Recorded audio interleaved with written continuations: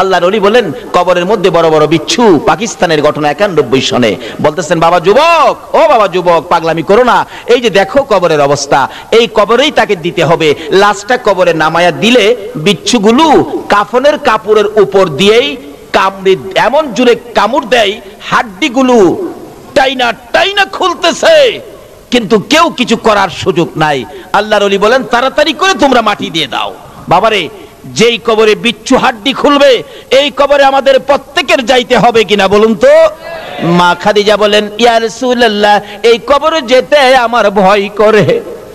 নবীর আদরের বিবি হইয়া, সকল মুমিনের মা হইয়া রে কবরে যাইতে ভয় করে রে। আমরা তো জীবনে কোনোদিন কবরের চিন্তা করলাম না। মা খাদিজা বল হুজুর, আমি কবরের চিন্তায় কান্দি, কবরে কিভাবে মুনকির নকিরের সওয়ালের জবাব দিব, কবরে কিভাবে একা থাকবো, কবরে কেমনে এই ভয়ে আমি কাঁদতেছি। রাসূল বলেন খাদিজা কাঁদো না, আমি রাসূল তোমার পক্ষে আছি। খাদিজা বলেন ইয়া রাসূলুল্লাহ, খালি পক্ষে থাকলে হবে না, আমার সাথে 3টা কথা ওয়াদা দেন, তাইলে আমি কান্দা থামাবো। কি কথা? 1 নম্বরে হলো আপনার একটা পাঞ্জাবি মুবারক দিয়ে আমার কাফন পরাবেন। নবীজির পাঞ্জাবি দিয়ে কাফন পরাইলে বলুন তার দাম বাড়বে না কমবে? নবীর পাঞ্জাবির পাওয়ার আছে না? দুনিয়াতেই তো দেখেন কালা পোশাকের পাওয়ার আছে না? কালা পোশাক, অথচ তারা আমাদের ছেলে, আমাদের ভাতিজা, আমাদের ভাই, কিন্তু এরপরও পোশাক লাগাইয়া 10-20 জন একসাথে যখন বাইর হয়, একবার চায় আর দ্বিতীয়বার চায় না, মাথা নিচে দেলা। চিনছেন তো কার কথা কইতেছি? অথচ আমাদেরই ভাই তারা, আমাদেরই ভাতিজা, আমাদেরই ছেলে, কিন্তু কালা পোশাকে এদের পাওয়ার বাড়াইছে না কমাইছে? খাদিজা বলছে নবী গো, আপনার একটা জামা আমার গায়ে লাগাবেন। বলুন নবীর জামা যার গায়ে লাগবে তার পাওয়ার বাড়বে না কমবে? কবরের ভয়ে খাদিজা বলতেছেন নবীজির একটা পাঞ্জাবি দিয়ে কাফন। রাসূল বলেন ঠিক আছে। আর দ্বিতীয় কথা কি? নবী গো, আপনি আমাকে যে কবরে শোয়াবেন, আমাকে শোয়াইবার আগে আপনার শরীর মুবারক দিয়ে এই কবরটা একটু মরাইয়া দিয়ে আসবেন। আচ্ছা ঠিক আছে। তৃতীয় কথা, হুজুর মুনকির নকিরের সওয়ালের জবাব আমি খাদিজা দেওয়ার সাহস রাখি না, নবীর বিবি হইয়া সাহস রাখে না, আমরা কিভাবে জবাব দিব? তাই কবি বলেছেন কবরের হালত যদি জানিতা গরবারি সারিয়া পাগল হইতা। কবরের খবর তো নিলেন না, সব ছেড়ে পাগল হয়ে যেতেন। হুজুর 3 নাম্বার প্রশ্ন হলো, আমাকে দাফন করার পর সবাই যখন চলে যাবে আমাকে কবরে ফেলে, আল্লাহর বন্ধু গো আপনি নবী যেতে পারবেন না, আমার পাশে থাকবেন। মুনকির নকির আসলে মুনকির নকিরের সওয়ালের জবাব আপনি দিবেন, আমি সাহস রাখি না। রাসূল বলেন ঠিক আছে, 3 কথা রাখলাম। এবার মৃত্যুর পরে কাফন নবীজির জামা দিয়ে হলো, নবী নিজে কবরে নামলেন, খাদিজাকে শোয়াইলেন, দাফনের কাজ সম্পূর্ণ হলো, সাহাবীরা সব সরে গেল, আমার নবী খাদিজার মাথার পাশে বসে আছে। 10 মিনিট চলে যায়, মুনকির নকির আসে না। আধা ঘন্টা চলে যায়, মুনকির নকির আসে না। বলুন আমরা রে কবর শোয়াইলে মুনকির নকির কয় ঘন্টা পরে আইব? কয় কদম? মাশাআল্লাহ, এটা কিন্তু সব জায়গাতে এটা সিস্টেম নিয়ম। কয় কদম? 40 কদম যদি আপনি নাও দেন, কবরের পাশে বসে থাকেন, তবু মুনকির নকির, কিন্তু নিয়মটা হলো 40 কদম, অর্থাৎ 40 কদম কবরের কাজ সম্পূর্ণ করে কবর থেকে 40 কদম দূরে যাইতে যেটুকুন সময় লাগবে, এটুকুন সময় পার হওয়ার পরেই মুনকির নকির কবরে আসবে। আপনি কবর ছাড়েন বা নাই ছাড়েন, একেবারে সেনাবাহিনীর প্রধান যদি থাকে, 1 ব্যাটালিয়ন সৈন্য মোতায়েন করা হয়, তবে মুনকির নকির ফিরানো যাবে না। আয়েশা হাজির,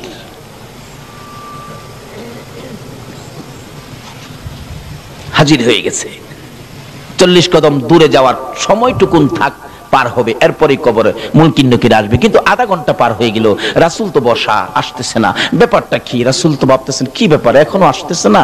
আমার আল্লাহ কয়, জিবরাইল রে, যা রে যা, আমার বন্ধুর কাছে যা, খবর দিয়া সোয়াই হাজির হয়ে গেলেন। ইয়া রাসূলুল্লাহ, আল্লাহর সালাম গ্রহণ করুন। আমি জিবরাইলের সালাম গ্রহণ করুন। কি খবর রে জিবরাইল, মুনকির নকির কোথায়? হুজুর, মুনকির নকির আসবে না গো, খাদিজার খবরে মুনকির নকির আসবে না।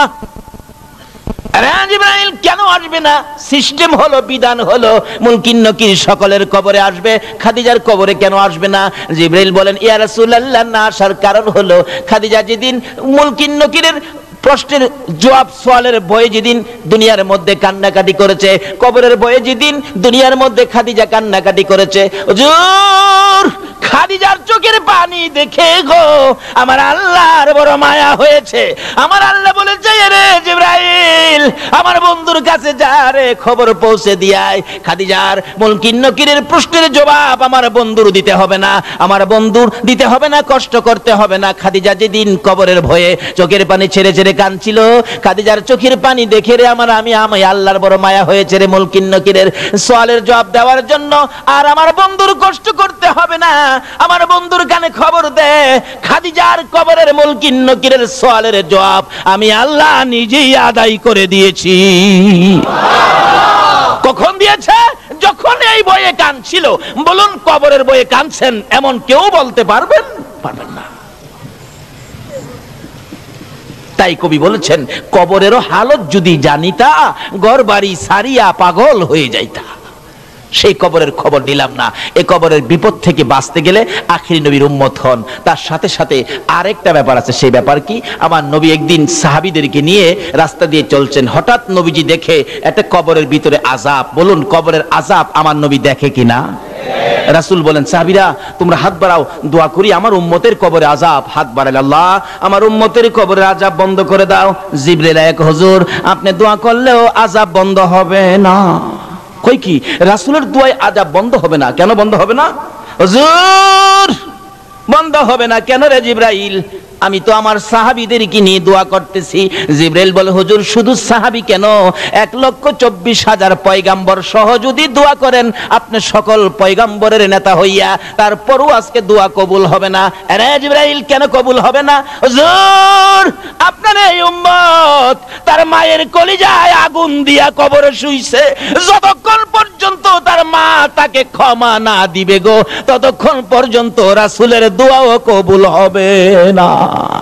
আরে মা বাবার কথা মতো যে জন চলে না, বলুন, মা বাবার কথা মতো যে জন চলে না, আল্লাহ নবীজির দয়া তারা পাবি না। আইরে আল্লাহ নবীজির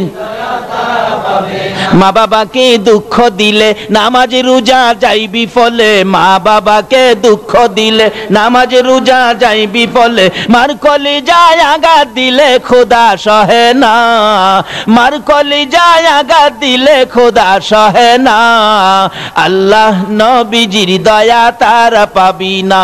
আইরে আল্লাহ নবীজির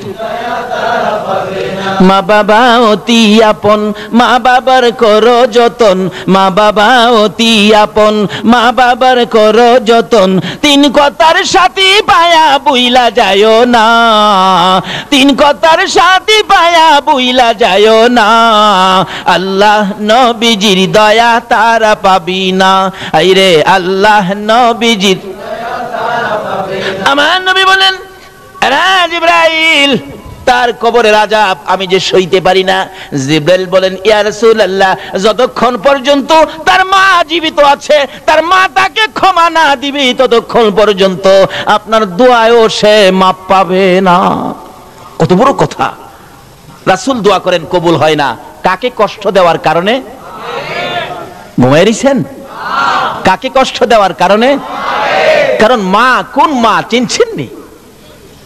রাত্র 2টাই হোক 2:30টাই হোক, সন্তান বাড়িতে না আসা পর্যন্ত বলুন তো বুড়িশ্বরের কারগরের দরজাটা খোলা আছে? কয়েকজনে কইছে সন্তান বাড়িতে আসলো না। এ বুড়িশ্বরের একজন সন্তান বাড়িতে আসলো না, 2টায় বাইজা গেছে রাত্র। সারা বরিশ্বরের ঘরে ঘরে দরজা বন্ধ, একটা ঘরের দরজা বন্ধ হলো না। বলুন তো এই ঘরটা কার ঘরটা? আরো জোরে কোন? মা। কোন মা? যেই মার পেটে 10 মাস 10 দিন ছিলাম। এরকম রাত্রে আমরা সকলেই একদিন মায়ের পেটে ছিলাম কিনা? এই রাত্রে মা আপনাকে আমাকে পেটে নিয়ে ঘুমাইতো, কিন্তু আমরা মাকে ঘুমাইতে দেই নাই। একটা লাথি মারছি, মা চট করে ঘুম থেকে উঠছে। আর একটা লাথি মারছি, মা জিহ্বা কামড়াইয়া সহ্য করেছে। অথচ পাশে বাবা শুয়েছিল, বাবাকেও ডাক দেয় নাই। আর একটা লাথি মারছি রে, মা দুঃখিনী উইটা দাঁড়াইয়া গেছে। দাঁড়াইয়া থাকতে থাকতে তোমার আমার মা কত রাত্র যে ফজরের আজান পড়ে গেছে, মা মন ভরে ঘুমাইতে পারে না। এই মারে যদি কষ্ট দাও গো, রাসূলের দোয়াও কবুল হবে না। তারপরেও জীবনে কত মা তোমার আমার মতো একটা সন্তানের মুখ দেখার আশায় কত মা যে দুনিয়া থেকে বিদায়ী হয়েছে, হয় নাই? ডেলিভারিতে অনেক মহিলা মারা যায় নাই? তারপরও মা জাতি, মহিলা মেয়ে, তাদের কত সাথ, তাদের সঙ্গের মহিলাটা ডেলিভারিতে মারা গেছে, এরপরও অন্য মহিলারা কি বাচ্চার আশা কি ছাইরা দিছে? জীবন দিয়ে হইলেও একটা বাচ্চার মুখ দেখতে চাই। বাবারা, কবরে যাবেন, এই মার সাথে ব্যবহার কি করেছেন এটা আগে পরিষ্কার করেন। রাসূল বলেন, আমি তো ডাকতেছি জিবরাইল, এই আযাব আমি উপস্থিত থাকতে আমি সহ্য করব কিভাবে? জিবরাইল বল, হুজুর তার মার কাছে ক্ষমা না পাওয়া পর্যন্ত আল্লাহ তাকে মাফ দিবে না, আপনি রাসূলের দোয়াও কবুল হবে না। রাসূল বলেন, তার মা কোথায়? ঠিকানা দিলে যে ডাকতেছে, মা আপনার ছেলেটা মারা গেছে। জি হুজুর মারা গেছে। আপনার ছেলের কবরে তো আযাব চলছে। মা বলেন, হুজুর আযাব হইতাছে? আল্লাহ আরো আযাব দেখ। হ্যাঁ আমারে পুইরা নাইছে। মারে কষ্ট দেওয়ার মানুষ আছে না বাংলাদেশে? হ্যাঁ আমারে পুইরা নাইছে হুজুর।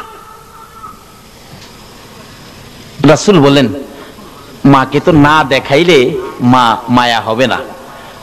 রাসূল বলতেছেন, মা আপনি একটু আসেন, আপনার ছেলের অবস্থা দেখা যান। কবরের পাশে দাঁড় করাই রাসূল বললেন, প্রভু গো, তার মাকে কবরের আযাব দেখার শক্তি দাও।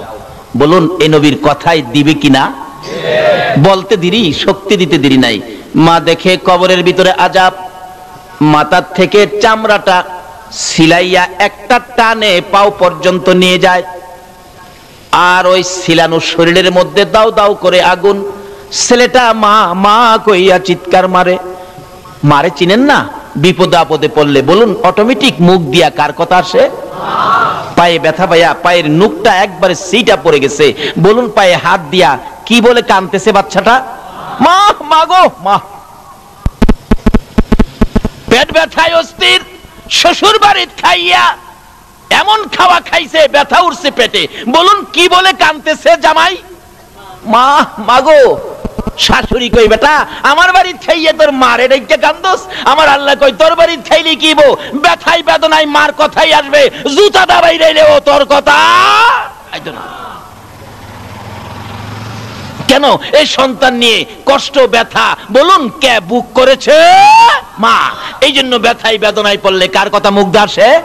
মা। বলে হুজুর বাবার কথা কইতেন না, বাবা কি কম কষ্ট করছে, রোজগার করে খাওয়াইছে না? বাবার কথা আসে একবার, কোন সময়? ব্যথাই বেদনায় না। দেখবেন এই বৃষ্টি বাদলের দিন সকালবেলা ঘর থেকে ওইটাই দেখে উত্তর দিক দিয়ে এমন আকাশে মেঘ জমেছে, একবারে কালো অন্ধকার হয়ে রয়েছে। ঘুম থেকে ওইটা এই কালো হাঁসটা দেখা বলুন তো কি বলতেছে? বাবা রে বাবা। দিনের হাঁস দেখলে বাবার কথাই, কিন্তু ব্যথাই বেদনায় বাবার কথা বলুন কার কথাই? মা। রাসূল বলতেছেন, আল্লাহ তার কবরের আযাবটা দেখার শক্তি দাও। মা দেখতেছে ছেলেটা সমস্ত শরীরের চামড়া নাই, জাহান্নামের আগুন দাও দাও করে জ্বলতেছে। মাগো মাগো মাগো কইয়া কাঁদতেছে। আবার চামড়া ভরে যায়, পাও থেকে ফেরেশতারা চামড়াটা সিলাইয়া মাথা পর্যন্ত আনে, আবার জাহান্নামের আগুন জ্বলতে থাকে। মাগো মাগো কইয়া কান্দে। মা সন্তানের ব্যথা দেখে রে মা নিজের ব্যথা ভুলে গেছে। তাই আমি বলি ছেলে মাকে ভুলে যাই গো, মা ছেলেকে ভুলে না, এমন দরদি মাকে আর ব্যথা দিও না। মা ডাকতেছে, ইয়া রাসূলুল্লাহ, আমাকে যত ব্যথাই ছেলে আমাকে দিয়েছে আমি সহ্য করতে পারবো, কিন্তু ছেলের ব্যথা আমি মা হইয়া সইতে পারি না। হুজুর, আমি আমার সন্তানকে মাফ করে দিলাম, আপনি বলুন না আমার আল্লাহকে যেন মাফ করে দেয়। এই মা মাফ করে দিলাম কথাটা বলতে দেরি হয়েছে, আমার রাসূল পাশে থাকার বরকতে মায়ের ক্ষমা দেওয়ার সঙ্গে সঙ্গে তার কবরটা জান্নাতের বাগান হয়ে যায়। কিন্তু নামাজ, রোজা, হজ, যাকাত, মুফতি, মুহাদ্দিস, মুফাসসির, মসজিদ বানান, মাদ্রাসা বানান, ওয়াজ করান, ওয়াজ করেন, ওয়াজ শুনেন, এমন কি মক্কা মদিনার ইমাম সাহেব যদি হয়ে যাও আর এই মা বাবাকে যদি কষ্ট দাও, আল্লাহর জান্নাতে যাওয়া সম্ভব হবে না। তাই আসুন আমরা কি করতে হবে, কোরআন শরীফ কি বলে দেখি। কোরআন শরীফ বলছে কি, ওয়াসাইনাল ইনসানা বিওয়ালিদাইহি ইহসানা। আল্লাহ বলছে, হে মানুষ, তোমরা তোমাদের মা বাবার সাথে ভালো ব্যবহার করো। বলুন, মা বাবার সাথে কি ব্যবহার করতে বলছে? ভালো ব্যবহার। এখনকার দিনে কি ভালো ব্যবহার আছে? আমাদের যে এলাকায় ইমামতি করতাম এই এলাকার ঘটনা বলছি। এক বুড়া বাবা ছেলের সাথে ঝগড়া লাগিয়া, বুড়া বাবা শিক্ষিত মানুষ, এক পর্যায়ে রাগ হইয়া ছেলেকে ধমক মারলেন, তোমাকে শাট আপ। ছেলেও শিক্ষিত, বাবার প্রতি রাগ হইয়া উল্টা মাইরা দিছে, আপনাকে ডবল শাট আপ। আচ্ছা, এই ব্যবহারটা কি ভালো ব্যবহার হলো? ভালো ব্যবহার কিভাবে করবেন? কোরআন শরীফের মধ্যে ঘোষণা আছে আরেক জায়গায়, তোমরা বাপ মার সামনে দাঁড়াইলে মাথা নিচু করে দাঁড়াও, বুকটা টান করে দাঁড়ায়ও না। বাপ মার সাথে কথা বলতে গেলে বাপ মার কথা সুরের চাইতে তোমার কথা সুরটা বড় করো না। বাপ মা যদি কোনো কথা তোমাকে কটু বলে ফেলে, বাপ মার সাথে গিয়ার দেখায়ও না। বাপ মা যদি তোমাকে থাপ্পড় মারে, বাপের মায়ের থাপ্পড় খায়া কান্দো, এমন কান্দা কান্দো না যেই কান্দায় তোমার মা ওই আবার কষ্ট পাবে। কানতে থাক হইলে দূরে চলে যাও, মসজিদের ওই পাশে চলে যাও, নিরিবিলি কান্দো, তোমার মা যেন এই শব্দটা শুনতে না পারে। আল্লাহু আকবার বলুন। এই শিক্ষা দিতেছেন আমার আল্লাহ। বলুন, এই শিক্ষা কে দিতেছেন? আল্লাহ। তাই এই মা বাবার সাথে ভালো ব্যবহার করেন, মা বাবার সাথে ভালো ব্যবহার করেন। বাড়িতে যাওয়ার আগে মা কি খায়, কি পছন্দ করে একটা কিনেন, বেশি না পারেন একটা কিনেন, নিয়ে বাড়িতে যান, মা পয়সা হয় নাই, একটা আনছি তোমার জন্য, তুমি না আপেল খাইতে ভালো পাও, একটা আপেল আনছি, তুমি আর কাউরে দেখাইও না মা, এটা তুমি চুপে চাপে খেয়ে ফেলো। মা দেখবেন হাসি দিয়ে বলবে, বাবা একটা আনছস, আমি খামো, আমার নাতি নাত কর আছে না, আমি একটা কেমনে খামো রে বাবা, মা তুমি চুপচাপ খেয়ে ফেলো। এই যে মা যে হাসি দিল, রাসূল বলেন এই মার মুখে একটা আপেল দিয়ে হাসি ফুটাইছো, এই মার খুশির উপরে আমার আল্লাহ তোমার আমল নামাই একটা কবুল 60টা উমরা হজের সওয়াব দিয়া দিছে। লক্ষ লক্ষ টাকা খরচ করে মক্কার মদিনায় গিয়েছো, হজ কবুল হতে পারে নাও হতে পারে। একটা আপেল দিয়ে মাকে খুশি করে, বাবাকে খুশি করে একটা কবুল 60টা উমরা হজের সওয়াব পেয়েছো। আমার এক বন্ধু আমার বাড়ির পাশে রেল লাইন হাইটে আসতেছে, জিগাইলাম, দোস্ত কোত্থেকে আইছো? খো ভাই সাহেব, মিথ্যা কথা তো বলতে পারবো না আপনার সাথে, সিনেমা দেখতে গেছিলাম। সিনেমা দেখতে, সিনেমা দেখতে যায় না যুবকেরা? দোস্ত সিনেমা দেখতে গেছিলাম, মিথ্যা কথা তো তোমার সাথে বলতে পারি না। তাই এখন তো সিনেমা শেষ হয় নাই। ভাই সিনেমার দরজায় গিয়ে টিকিট কাটবো, তখন চিন্তা করলাম এই 15টা টাকা টিকিট কাটতে সিনেমা দেখলে কি লাভ হবে। চিন্তা করলাম যে মা আমারে পেটে নিয়ে কষ্ট করছে, এই টাকাটা মারে খাওয়াইলে আমার লাভ হবে। এই যে দেখো, এই টাকাটা দিয়ে মার জন্য একটা কমলা কিনে নিয়ে আইছি, সিনেমা দেখি নাই। বাবা যুবক, তুমিও তার থেকে শিক্ষা নাও। যেই মা আমাকে পেটে নিয়ে রাত্র রাত না ঘুমায়া কাটাইছে, যেই বাবা মাথার গাম পাতাই ফালাইয়া রোজগার করে খাওয়াইছে, সিনেমা থেকে 15 টাকা 20 টাকা নষ্ট না করে এই মায়ের জন্য একটা কমলা কিনে 2টা মিষ্টি কিনে মায়ের হাতে দাও। যদি তোমার মা খুশি হয়ে যায়, তাহলে তোমার জান্নাত তোমার নামে খরিদ হয়ে যাবে। রাসূল বলছেন, ওই মানুষগুলি বেকুব, বেয়াক্কল, বুদ্ধিহারা, জ্ঞানহারা, যারা নিজের মা বাবার খেদমত করে জান্নাতটা কিনতে পারে নাই। মা বাবার খেদমত করে জান্নাত কিনতে পারে নাই। কোন মা বাবা? তোমার মা বাবা বুড়া হয়ে গেছে, বাবারে বুড়া মা বাবা ঘরের মধ্যে অসুস্থ, তুমি নামাজি মানুষ, নামাজের সময় নামাজে দাঁড়াইছ, আল্লাহু আকবার, যদি তোমার মা ডাক মারে, আব্দুর রহমান নির্দেশ হলো নামাজটা ছেড়ে দিয়ে তোমার মার ডাকে সাড়া দাও। আজকে এত গুরুত্বপূর্ণ মা বাবার ব্যাপার আমরা গাফেল হয়ে গেছি। তাই কোরআন শরীফে আল্লাহ বলছেন তোমরা মা বাবার সাথে ভালো ব্যবহার করো। বলুন কি ব্যবহার করতে বলছে? মা বাবা যা বলে তা শোনো। মা বাবার মনে ব্যথা দাবে, ব্যথা পাওয়ার মতো কোনো আচার আচরণ তোমরা করো না। তার সাথে সাথে মা বাবা যদি কবরে চলে যায় তাহলে মা বাবার জন্য দোয়া করো। তাও কোরআন শরীফ আল্লাহ পাক শিক্ষা দিলেন, কি দোয়া? রব্বিরহামহুমা কামা রাব্বায়ানি সগীরা। বলুন পৃথিবীর কারোর জন্য দোয়া শিখাইছে না, শুধুমাত্র কোরআন শরীফে কার প্রতি দোয়ার নির্দেশ করলো? কেন মার জন্য দোয়া করবেন? ইব্রাহিম নবী যখন ছোট ছিলেন, ইব্রাহিম নবী তার মাকে প্রশ্ন করেন, মা মা আমার রব কে? ইব্রাহিম নবী মাকে প্রশ্ন করে, মা আমার রব কে? ইব্রাহিম নবীর মা বলেন, বাবারে তোমার রব তো আমি। আচ্ছা কন্ত মা কি আবার রব হইতে পারে? কিন্তু আসলে এক কিসিমের রব মাকেও বলা যাবে। কেন? রব শব্দের অর্থ হলো লালন পালনকারী। আচ্ছা মা একদিন ছোটকালে আমাদেরকে লালন পালনের দায়িত্ব নিছে কিনা বলুন তো? যেইভাবে কষ্ট করে লালন পালন করছে মা, হাই হাই হাই, রাত্রের বেলা ঘুমাইছি, শীতের রাত্র, দেখবেন মা একটু পরে পরে বাচ্চার নিচে হাত দেয়, বাচ্চা নি প্রস্রাব করছে, বাবাই গেলাম জানেই না, মা হাত দিছে প্রস্রাব, ঘুমের থেকে খাতা বদলাইছে, আবার একটু পরে হাত দিছে প্রস্রাব, আবার খাতা বদলাইছে, আবার হাত দিয়া দেহে প্রস্রাব, খাতায় হাত দিয়া দেহে খাতা নাই। অবশেষে মা টান দিয়া নিজে যে শুকনা জায়গাটাই ছিল এই শুকনা জায়গাটাই বাচ্চাটারে শোয়া মা দরদি ওই বিজা জায়গাটায় শুইছে, আবার হাত দিয়ে দেহে প্রস্রাব।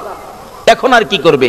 বাচ্চাটাকে বুকে লইয়া নিজের কাপড় দিয়ে পেঁচাইয়া ধরে মা বিজার মধ্যে শুয়েছেন, প্রস্রাব শুকনা কাপড়টাই না, কাপড় ভিজে গেছে, ঠান্ডায় থরথর করে মা কাঁপতেছে। বাবার ঘুম ভেঙে গেছে, তোমার কি হলো, এইভাবে কাঁপতেছো কেন?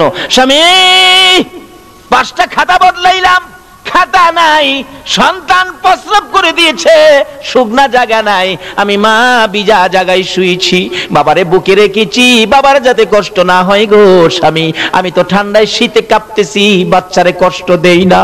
আল্লাহু আকবার। স্বামী পাশে বসে বসে ডাকে, বিবি রে,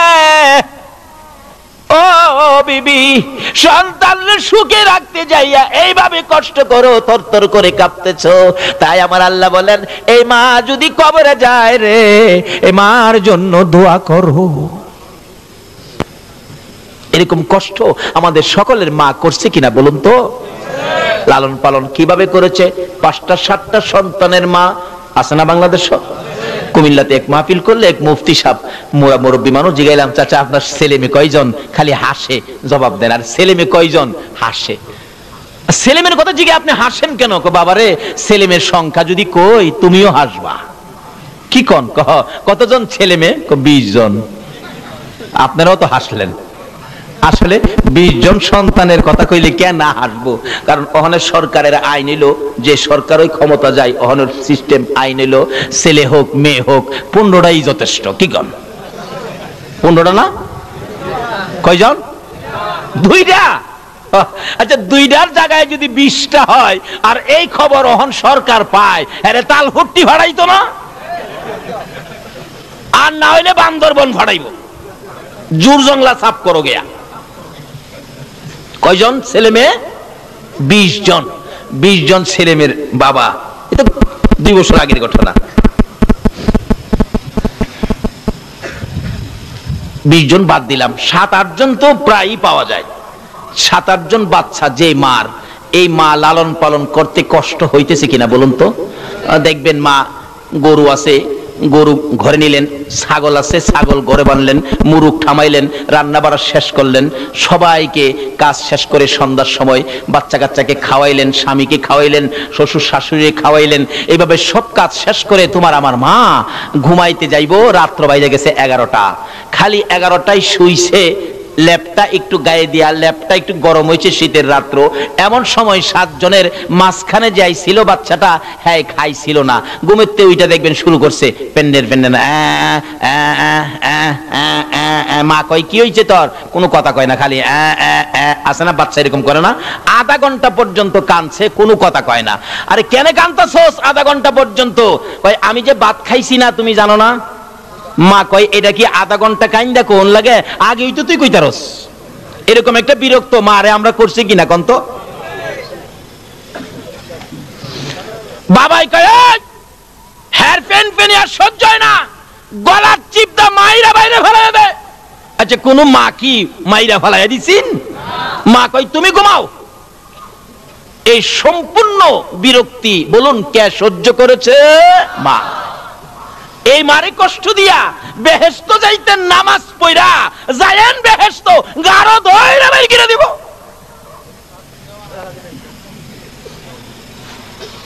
বাবারা ভাইরা, আমি কি কথাগুলো বুঝাইতে পারতেছি? আল্লাহ তুমি সকলকে বুঝার তৌফিক দাও, সকলে বলুন আমিন। মা আধা ঘন্টা পরে এর আইনা ভাত দিছে, ভাত নিয়ে বইসা খাইতেছে, আরেকটাই ডাক মারছে, মা কি? আমি হাগুম। এরকম কয় না, হাগুম হাগুম। আমরাও ছোটবেলা বলছি, গ্রাম দেশে থাকছি, হাগা দলে রাইতে ডাকতাম, আব্বা হাগুম। আব্বা কয় হাগবি? হা। হাগুম হাগবি? বাবাই ওঠে না। অবশেষে কি করবো, একটা কথা আছে, হাগা দললে বলে বাঘার ভয় থাকে না, হাগা দললে বাঘের ভয়। কি করবো, দরজাটা খুইলা দৌড় দিয়া উঠানের কিনারে গিয়া হাগ দিয়ে বয়ে গেছি, ছোটবেলা আর কি। এমন সময় শোনা যায় বাড়ির পাশে শিয়াল ডাকতেছে, হো হাই হাই হাই কি বিপদ রে, পাশে শিয়াল। বাবাই ঘরে থেকে কয় ভয় পাইস না, আমি চায়ে রইছি। আচ্ছা ঘরের ভিতর থেকে বলে চায়ে রইছে, ওহনো বাইর হয় না। একটু পরে দেখি আরেকজন দৌড় দিয়া বাহির হইয়া একবারে মাথার পাশে খাড়িয়ে রইছে। বলুন তো উনি কে? আরো জোরে বলুন কে? এই মার পায়ের তলে জান্নাত, রাসূল কইছে।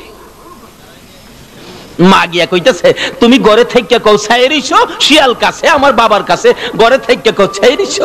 বাবা আইতে রাজি না, মা কইলাম সামনে। কি বলেন ঠিক কি না?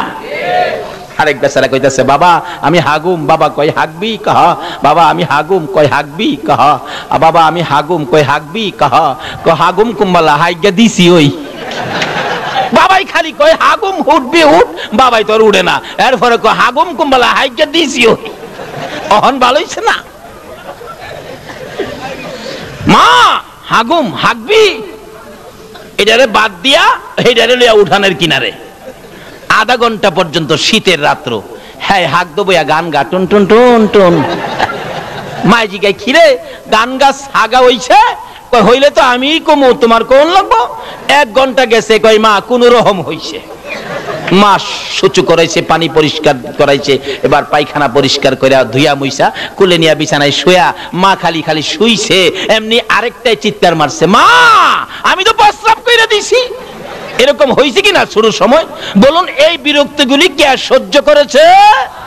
এই সম্পূর্ণ কাজ কে করেছে? তাই এই মার খেদমত করুন, মা বাবা কবরে থাকলে দোয়া করুন। কেন? এই মা বাবার পায়ের নিচে হবে আমাদের জান্নাত। এইভাবে 3টা 4টা মা শুয়াইছে, এবার আরেকটাই ডাক মারছে, মা কি আমার ঘুম ভাঙ্গা গেছে, আমার ঘুমও ধরে না, আমারে কোলে লয়। লইছে কুলো, বাইরে যা, ঘরের বাইরে যাইতো, বাইরে গেছে। মা ডাকতেছে বাবারে আমার শীত করে, চাদরটা নিয়ে আসি। কয় না চাদর আনতে পারবি না, এই শীতের মধ্যে। মা দেখলেন সন্ধ্যার থেকে নিয়ে এই বাচ্চাকে লালন পালন করতে যায়া এইভাবে বাচ্চা কোলে নিয়ে ঘুম পাড়াইতে গেলে ঘুমও তো আর আসে না। হঠাৎ শোনা যায় মসজিদে আজান পড়ে গেছে, আসসালাতু খায়রুম মিনান নাও। মা এইভাবে বাচ্চাদের লালন পালনের দায়িত্ব নিয়ে গো কত রাত্র মা না ঘুমাইয়া কাটাইছে। তাই মাকেও এক কিসমের রব বলা যায়। তাই দোয়ার মধ্যে আসছে রব্বির হামহুমা কামা রব্বায়ানি সগীরা। এক কিসমের রব মাকেও বলা যাবে। আজকে সেই মার সাথে যদি বেঈমানি করো গো, আমার নবীর শাফায়াত নসিব হবে না, আমার আল্লাহর মায়া দয়া তুমি পাইবা না।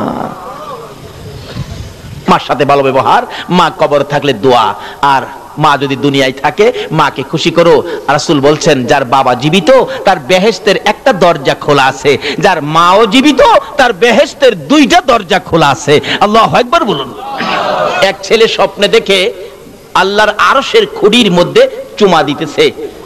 ছেলে দৌড়ায় সকালবেলা ইমাম সাহেব হুজুরের কাছে গেছে, হুজুর আমি স্বপ্নে দেখেছি আল্লাহর আরশের খুঁটি চুমাইতেছি। ইমাম সাহেব বলেন, বাবা তোমার মা আছে? আছে তো, মার পায়ে গিয়ে চুমা দাও। হুজুর একটা কথা কইলেন, কই আল্লাহর আরশ আর কই মা? আল্লাহর ওলি বলেন, তুমি মাকে কি মনে করছো? আল্লাহর আরশের খুঁটির চাইতে মায়ের পায়ের মর্যাদা কোটি কোটি গুণ বেশি। জোরে জোরে কোন সুবহান। কারণ যেই মায়ের পায়ের নিচে জান্নাত, আরশের খুঁটির নিচে জান্নাত নয়। সুবহানাল্লাহ। আজকে সেই মার সাথে ভালো ব্যবহার আমাদের দরকার আছে কিনা বলুন? মারও উচিত সন্তানদেরকে ভালো পথে পরিচালনা করা, বাবারও উচিত সন্তানদেরকে ভালো পথে পরিচালনা করা। আজকে যেই সন্তান, যেই মা বাবা এই সন্তানকে পেটে নিয়েছো, যারা আজকের এই সমাজ কল্যাণ যুব সংঘ করে এত বড় মাহফিলের আয়োজন করেছে, এই বৃষ্টি বাদলের মধ্যে এমন সন্তান জন্ম দেওয়া, এই পথে সন্তানদেরকে পরিচালনা করা, এটাও মা বাবার দায়িত্ব। আজকে যেই মা বাবার সন্তান মাহফিলের আয়োজন করেছে আর যেই মা বাবা এই সন্তানের মা বাবা হয়েছেন, উভয়ই জীবন ধন্য। যদি এর মধ্য থেকে কেউ কবরে থাকে, আজকের মাহফিলের উসিলায় তাদের কবরগুলোকে জান্নাতের বাগান বানিয়ে দেওয়া হয়েছে। যেইভাবে মাহফিলটা সাজানো হয়েছে, তাদের কবরগুলোকে এইভাবে আজকে সাজানো হয়েছে। ফেরেশতারা বলেন, প্রভু গো এই কবরগুলো সাজানো হলো কেন? এই কবরের এই অবস্থা কেন?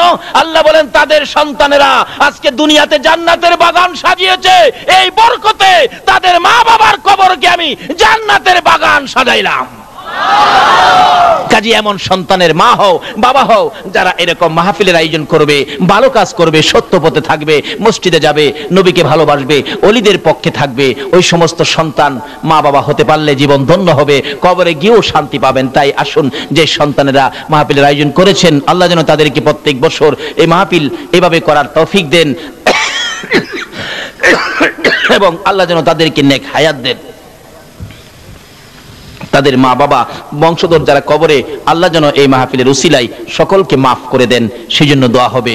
আসুন, কবরে যেতে হবে, যাওয়ার আগে কবরটা পরিষ্কার করি, নবীর উম্মত হইয়া নবীর কথা মতো কিছু কাজ করে মা বাবার খেদমত করে কবর পরিষ্কার রাখি। মা বাবা যাদের দুনিয়াতে আছে, আজকেই যায়া মা বাবার খেদমতে হাজির হয়ে যান।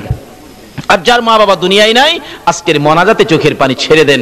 তাও যদি না পারেন, কালকে সকালে মায়ের কবরে যান, বাবার কবরে যান, দুইটা হাত বাড়ায় কান্দেন, আল্লাহ রাব্বুল আলামিন আপনার চোখের পানিতে মা বাবাকে মাফ করে দিবেন। তাই আসুন, আমি আর সামনে যাচ্ছি না, দুইটা সাবজেক্টের উপর আলোচনা, আল্লাহ যেন আমাকে সহ সকলকে এই সাবজেক্টের উপর আমল করার তৌফিক দেন। সকলে বলুন আমিন। আসুন দোয়া করি, সকলে দোয়ায় শরীক হন। আল্লাহুম্মা আমিন। ربنا ظلمنا أنفسنا وإن لم تغفر لنا وترحمنا لنكونن من الخاسرين رب ارحمهما كما ربياني صغيرا রব্বুল আলামিন, রাত্র 3টা পার হয়ে গেছে, তোমার আদুরের বান্দারা, তোমার নবী আশিক পাগলেরা, গাউসে পাকের ভক্তবৃন্দরা 3টা পর্যন্ত পার করে দিয়ে গো তোমার শাহী দরবারে হাত বাড়াইছে। মউত একেবারে খালি হাত বাড়াই নাই, তুমি যার উপর দুরূদ সালাম প্রেরণ করো, ওই নবীর উপর দুরূদ সালাম ও মদিনা পাঠাইছি। মাবুদ রে, আমাদের দুরূদ সালাম গুলো পাখির মতো উড়াইয়া উড়াইয়া দয়ার নবী মায়ার নবীর রওজা আতহারে পৌঁছাইয়া দাও।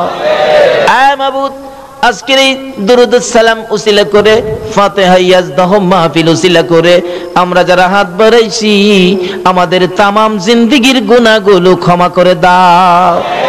মাবুদ, রাত্র 3টা পার হয়ে গেল, তোমার বান্দারা যে হাত বাড়াইছে, তোমার কি মায়া লাগে না? যদিও আমরা অপরাধ করেছি, গুনাহ করেছি, তারপরেও তো আমরা মাফের আশায় হাত বাড়াইছি। দুনিয়ায় দেখি সন্তানেরা যদি অপরাধ করে, মা বাবা দমক দেয়, বাড়িতে জায়গা দিবে না, তারপরেও রাত্র যদি 12টা 1টা 2টা বাইজা যায় রে মা দরদি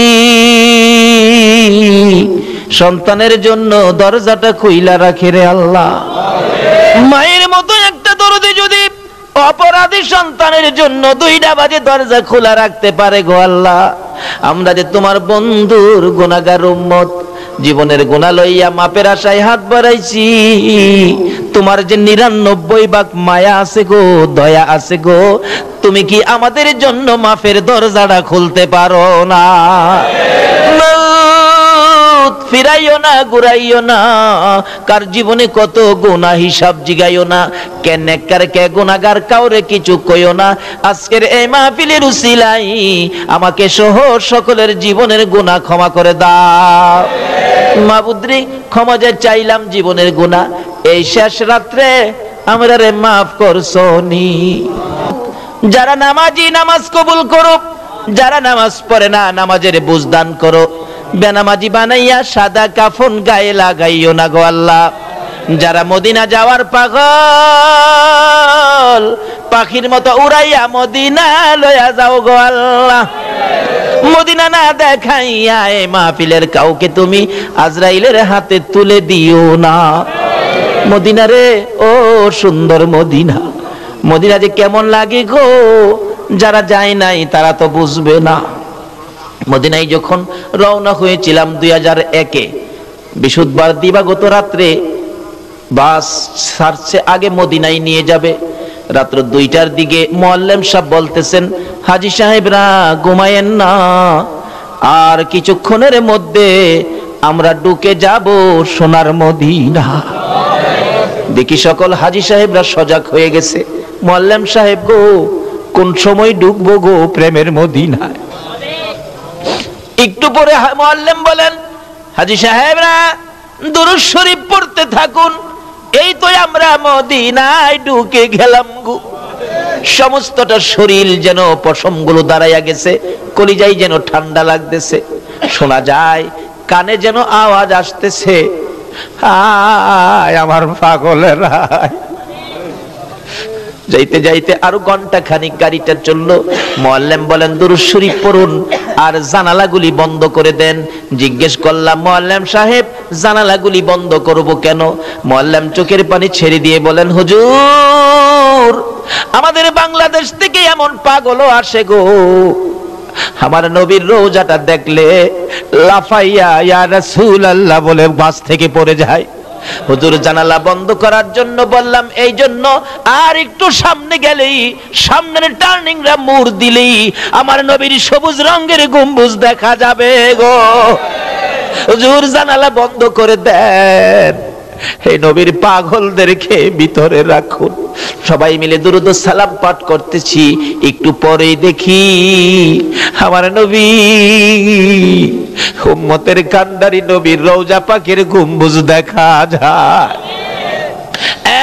মাবুদ, এই সোনার মদিনা না দেখাইয়া, সবুজ রঙের গম্বুজ না দেখাইয়া, উম্মতের কান্ডারি নবীর রওজা জিয়ারত না করাইয়া এই মাহফিলের কাউকে তুমি সাদা কাফন গায়ে লাগাইও না।